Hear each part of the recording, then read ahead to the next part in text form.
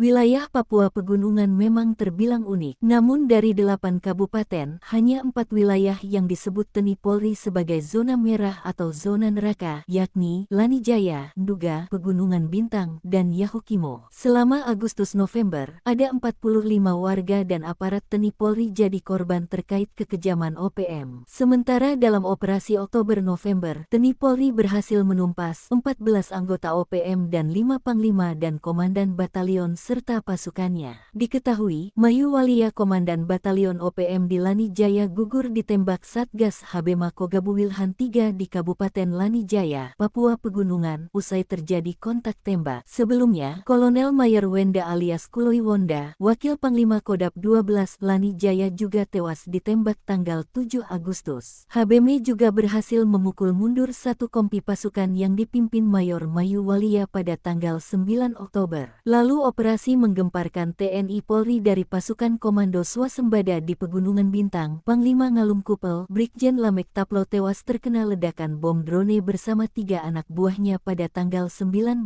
Oktober. Baru-baru ini, pasukan TNI Polri juga berhasil melakukan operasi Satgas Damai Cartens yang dipimpin Brigjen Faizal Ramdhani menangkap Komandan Batalion Mayor Jayainus Pagau pada tanggal 31 Oktober tahun 2025. Lalu, Surang Komandan Batalion Semut Merah OPM Yahukimo, Lipet Sobolim alias Cocor Sobolim alias Junior Bocor Sobolim tewas ditembak aparat di Kabupaten Yahukimo. Lipet Sobolim awalnya menyerang 2 warga bernama Bernior Telena dan Soleman Ilu. Lipet Sobolim membacok 2 warga sipil. Kedua korban mengalami luka bacok dan segera dilarikan ke RSUD DKI untuk mendapatkan perawatan medis, kata Kepala Operasi Damai Cartens, Brigjen Faizal Ramadhani dalam keterangannya, Jumat tanggal 7 November tahun 2025.